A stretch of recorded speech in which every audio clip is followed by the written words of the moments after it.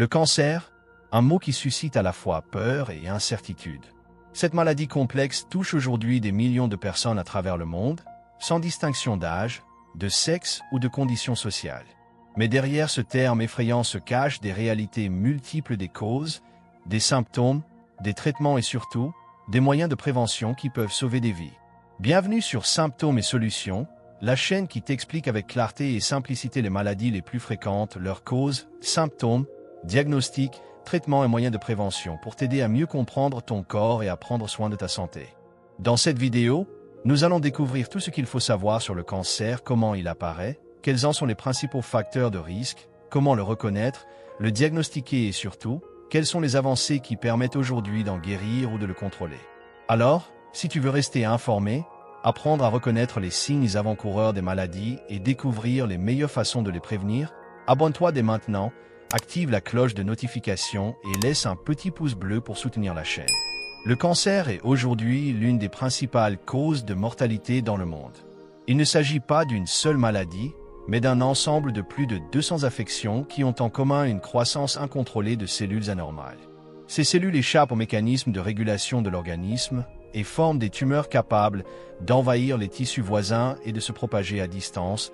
On parle alors de métastases. Malgré sa gravité, la recherche médicale a fait d'immenses progrès. La prévention, le dépistage précoce, les traitements ciblés et l'immunothérapie permettent aujourd'hui de guérir ou de stabiliser de nombreux types de cancers. Mais avant d'aller plus loin, prenons un instant pour comprendre ce qui se cache réellement derrière ce mot cancer. D'où vient-il? Comment est-il dans notre corps? 1. Qu'est-ce que le cancer? Le cancer est une maladie qui se développe lorsque certaines cellules du corps humain se mettent à se multiplier de manière anormale et incontrôlée. Normalement, les cellules suivent un cycle précis. Elles naissent, remplissent leurs fonctions, puis meurent pour laisser place à de nouvelles cellules. Mais lorsqu'une cellule subit des mutations génétiques, elle peut perdre ce mécanisme naturel de contrôle.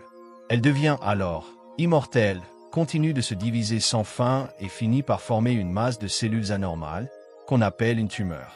Toutes les tumeurs ne sont pas cancéreuses. On distingue les tumeurs bénignes, qui restent localisées et ne se propagent pas, des tumeurs malignes, qui, elles, envahissent les tissus voisins et peuvent se diffuser à d'autres parties du corps. Cette propagation à distance, par la circulation sanguine ou lymphatique, s'appelle une métastase. C'est ce phénomène qui rend le cancer particulièrement dangereux, car il peut toucher plusieurs organes vitaux. Il est important de comprendre qu'il n'existe pas un seul cancer, mais plus de 200 formes différentes selon le type de cellules ou d'organes touchés. Cancer du poumon, du sein, du foie, du côlon, de la prostate, de la peau, ou encore les cancers du sang comme la leucémie. Chacun d'eux a ses propres caractéristiques, son évolution et ses traitements spécifiques. Mais tous ont un point commun, une dérégulation profonde du fonctionnement cellulaire. 2. Les principales causes du cancer. Le cancer ne survient pas par hasard. Il résulte d'une combinaison complexe de facteurs internes et externes qui provoquent des anomalies dans le fonctionnement des cellules. Parmi ces causes, certaines sont liées à l'hérédité ou au vieillissement naturel, d'autres dépendent de nos modes de vie ou de notre environnement. Lorsqu'un ou plusieurs de ces facteurs entraînent une mutation dans l'ADN des cellules, celles-ci peuvent perdre leur capacité à se réguler et commencer à se multiplier de façon incontrôlée. Les facteurs de risque externes sont les plus fréquents. Le tabac reste la première cause évitable de cancer dans le monde, notamment celui du poumon, de la gorge et de la vessie. L'alcool favorise les cancers du foie, de la bouche et du côlon, surtout lorsqu'il est associé au tabac. L'alimentation déséquilibrée, le surpoids, la sédentarité ou encore l'exposition prolongée au soleil sans protection augmentent aussi considérablement les risques. De plus, certaines substances chimiques comme l'amiante, le benzène ou les pesticides sont reconnus comme cancérigènes. Les infections jouent également un rôle important dans l'apparition de certains cancers. Par exemple, le virus du papillome humain, HPV, est responsable du cancer du col de l'utérus, tandis que les virus de l'hépatite B et C peuvent provoquer le cancer du foie. L'Helicobacter pylori, une bactérie de l'estomac, est associée à certains cancers gastriques. Enfin, des facteurs hormonaux et immunitaires, comme un excès d'estrogène ou une inflammation chronique, peuvent aussi favoriser la transformation des cellules normales en cellules cancéreuses. 3. Les symptômes du cancer. Les symptômes du cancer varient selon le type de cancer et l'organe atteint, Mais certains signes généraux doivent toujours attirer l'attention.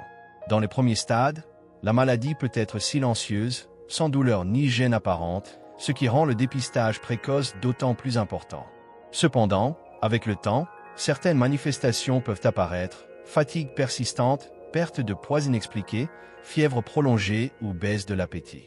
Ces signaux, souvent discrets, traduisent parfois le dérèglement du corps face à la prolifération anormale de cellules. D'autres symptômes plus spécifiques dépendent de la localisation du cancer. Par exemple, une toux chronique, une douleur thoracique ou un essoufflement peuvent évoquer un cancer du poumon. Une boule dans le sein, un changement de forme ou un écoulement anormal peuvent alerter sur un cancer du sein. Les cancers digestifs se manifestent souvent par des troubles du transit, des selles sanglantes ou des douleurs abdominales. Chez l'homme, des troubles urinaires peuvent révéler un cancer de la prostate. Il est important de souligner que la présence d'un ou plusieurs de ces symptômes ne signifie pas forcément qu'il s'agit d'un cancer. De nombreuses maladies bénignes peuvent provoquer les mêmes signes. Cependant, lorsqu'un symptôme persiste sans explication apparente, il est indispensable de consulter un professionnel de santé. Un diagnostic précoce permet non seulement d'augmenter les chances de guérison, mais aussi d'envisager des traitements moins lourds et plus efficaces. 4. Le diagnostic du cancer. Le diagnostic du cancer repose sur un ensemble d'examens médicaux permettant de confirmer la présence de cellules cancéreuses, d'en déterminer le type et d'évaluer l'étendue de la maladie. Tout commence généralement par une consultation médicale face à des symptômes persistants. Le médecin procède alors à un examen clinique complet, interroge le patient sur ses antécédents, son mode de vie et recherche la présence de masses, de ganglions ou d'anomalies physiques. C'est à partir de ces premières observations que des examens complémentaires sont prescrits.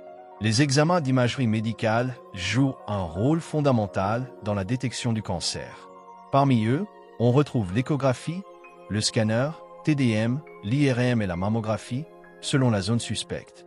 Ces techniques permettent de visualiser les organes et d'identifier la taille, la forme et la localisation éventuelle d'une tumeur.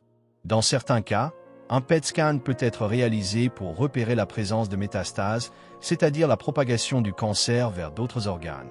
Ces images orientent le diagnostic mais ne suffisent pas à elles seules pour confirmer la nature cancéreuse de la lésion. La confirmation du diagnostic passe par la biopsie, un examen incontournable. Elle consiste à prélever un échantillon de tissu suspect pour l'analyser au microscope.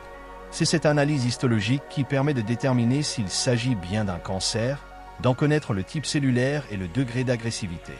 Par la suite, un bilan d'extension est souvent réalisé pour savoir si le cancer est localisé ou disséminé dans le corps. Ces étapes sont essentielles pour établir un plan de traitement adapté à chaque patient, car chaque cancer est unique et nécessite une prise en charge personnalisée. 5. Les traitements du cancer.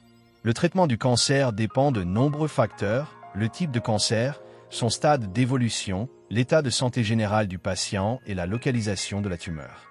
L'objectif principal est de détruire les cellules cancéreuses, de prévenir leur propagation et d'améliorer la qualité de vie du malade. Dans certains cas, le traitement vise la guérison totale, tandis que dans d'autres, il cherche à contrôler la maladie ou à soulager les symptômes. Chaque prise en charge est donc personnalisée et élaborée par une équipe médicale pluridisciplinaire. La chirurgie est souvent le premier choix lorsque le cancer est localisé. Elle consiste à retirer la tumeur ainsi que les tissus voisins susceptibles d'être contaminés. Dans certains cas, des ganglions lymphatiques sont également enlevés pour éviter la propagation. La radiothérapie, quant à elle, utilise des rayons ionisants pour détruire les cellules cancéreuses ou empêcher leur multiplication. Elle peut être utilisée seule, avant la chirurgie pour réduire la taille de la tumeur, ou après pour éliminer les cellules restantes. D'autres traitements plus récents viennent compléter cette approche. La chimiothérapie repose sur des médicaments puissants qui agissent sur tout l'organisme pour détruire les cellules cancéreuses, notamment lorsque celles-ci se sont propagées. Les thérapies ciblées et l'immunothérapie, plus modernes, s'attaquent directement aux mécanismes spécifiques des cellules tumorales ou stimulent le système immunitaire pour qu'il reconnaisse et combatte le cancer. Ces nouvelles approches offrent aujourd'hui de meilleurs résultats et moins d'effets secondaires. Enfin, les soins de support, nutrition, gestion de la douleur, accompagnement psychologique jouent un rôle essentiel pour aider les patients à mieux vivre leur traitement et à préserver leur bien-être. 6. La prévention du cancer. La prévention du cancer repose sur un principe essentiel. agir avant l'apparition de la maladie. En effet, selon l'Organisation mondiale de la santé, OMS, près de 40% des cancers pourraient être évités grâce à une meilleure hygiène de vie et à des comportements de prévention simples. Cela passe avant tout par des choix quotidiens. Éviter le tabac, limiter l'alcool, adopter une alimentation équilibrée, pratiquer une activité physique régulière et maintenir un poids de forme. Ces gestes, en apparence simples, réduisent considérablement le risque de développer plusieurs types de cancers, notamment ceux du poumon, du foie, du côlon et du sein. La protection contre les agents cancérigènes joue également un rôle majeur. Il est important de se protéger du soleil en évitant les expositions prolongées et en utilisant une crème solaire adaptée, car les rayons ultraviolets favorisent le cancer de la peau. De même, réduire l'exposition à certaines substances chimiques, comme l'amiante ou les pesticides, et privilégier des environnements sains contribue à limiter les risques. Les vaccinations contre le virus du papillome humain, HPV, et contre l'hépatite B sont aussi des moyens efficaces de prévenir certains cancers, notamment ceux du col de l'utérus et du foie. Enfin, la prévention passe aussi par le dépistage régulier, qui permet de détecter un cancer à un stade précoce, avant même l'apparition des symptômes. Des examens comme la mammographie, pour le cancer du sein, le test colorectal, le frottis du col de l'utérus ou le test PSA, pour la prostate, sont essentiels. Plus un cancer est détecté tôt, plus les chances de guérison sont élevées et les traitements moins lourds. En somme, prévenir le cancer, c'est adopter une hygiène de vie saine, rester attentif à son corps et consulter régulièrement son médecin pour un suivi adapté. Le cancer reste aujourd'hui l'un des plus grands défis de la médecine moderne, mais il n'est plus une fatalité. Grâce aux progrès scientifiques, au dépistage précoce et à une meilleure compréhension de ses causes, de nombreux cancers peuvent être traités, stabilisés, voire guéris. Le plus important est d'apprendre à écouter son corps, à reconnaître les signaux d'alerte et à adopter chaque jour des habitudes favorables à la santé. Une bonne alimentation, une activité physique régulière, l'arrêt du tabac et la modération de l'alcool. Souviens-toi, la prévention reste notre meilleure arme contre le cancer. En prenant soin de ton hygiène de vie et en effectuant les dépistages recommandés, tu mets toutes les chances de ton côté pour vivre longtemps et en bonne santé. Chaque geste compte, chaque décision pour ta santé peut faire la différence. Merci d'avoir suivi cette vidéo jusqu'à la fin. Si tu as appris quelque chose aujourd'hui, laisse un pouce bleu, abonne-toi à la chaîne Symptômes et Solutions et active la cloche pour ne manquer aucune de nos prochaines vidéos sur la santé, la prévention et le bien-être. Prends soin de toi, reste attentif à ton corps et surtout, reste en bonne santé.